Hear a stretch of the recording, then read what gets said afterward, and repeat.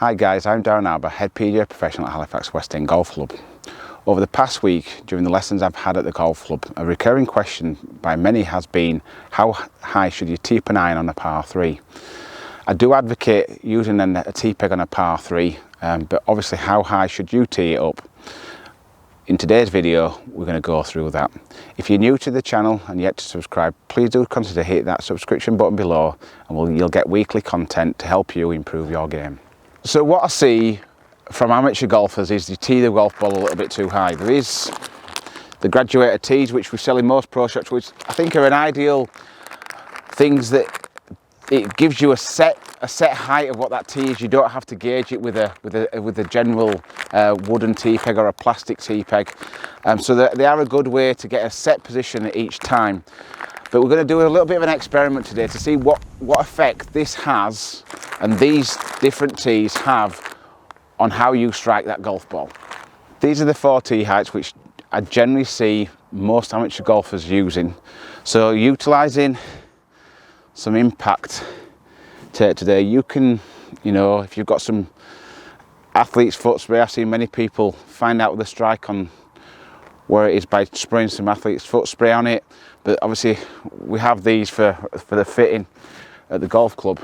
The first one I'm going to use is the smallest one of them. It's probably would be a cup if you're looking at a normal plastic or wooden tee.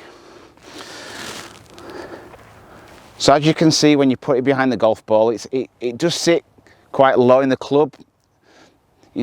Golf clubs are very much loaded in the bottom. So the lower you hit the golf ball, generally that's where the forgiveness is. As you move up the blade, higher up the blade, there's less mass behind the golf ball, and so therefore you're going to get less of a strike and a loss of distance.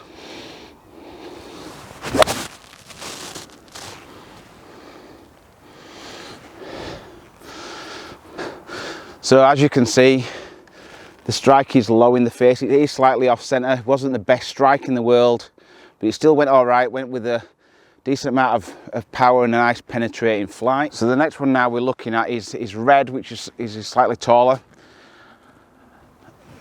I'd expect it to hit it more off the top, higher up the club face.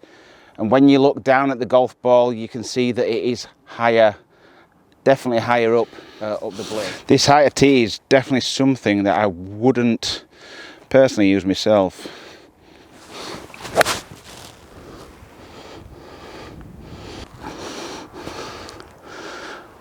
So the strike is, if I just do that, strike is definitely higher up the blade. It did have a duller feel and a duller sound to it. So that's just by moving it up slightly from the lime to the red, we've seen a significant height difference in this strike. So we're now going to look at the blue tee. For me, that is going to be far too high. And when I put it down behind the golf ball, it feels that it's right off the top of the club. If anything, I'm going to feel like I'm going to go underneath it. I'm not going to do, but oh, that was very high up. Probably very similar to the red one. As you can see, it is high up the face. I felt like I had to raise my swing, that I couldn't take a divot.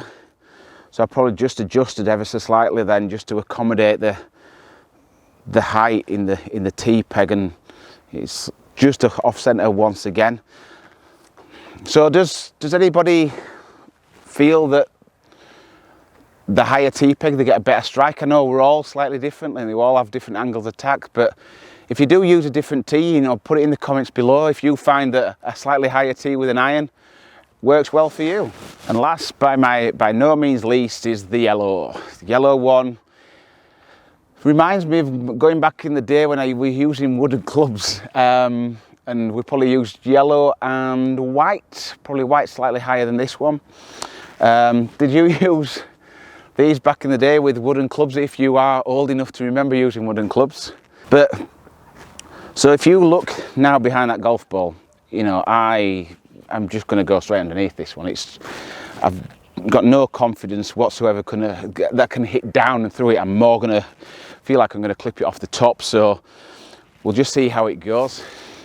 So I do feel like I have to adjust my swing path through the ball to just try and clip this off the top. Oh, that's really dull, really high off the club head. Not gone very far. Strike was all right, we're more middle, but you can see from that one, that is off the top of the club. The ball's hitting the back of the blade, and you know that's the reason why you got that dull, balloony flight. So in conclusion, I would definitely, looking at the ball strikes there, I would have a slightly lower tee peg.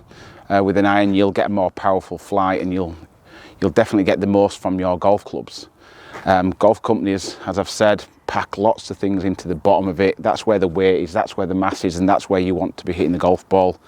Just lower down the blade.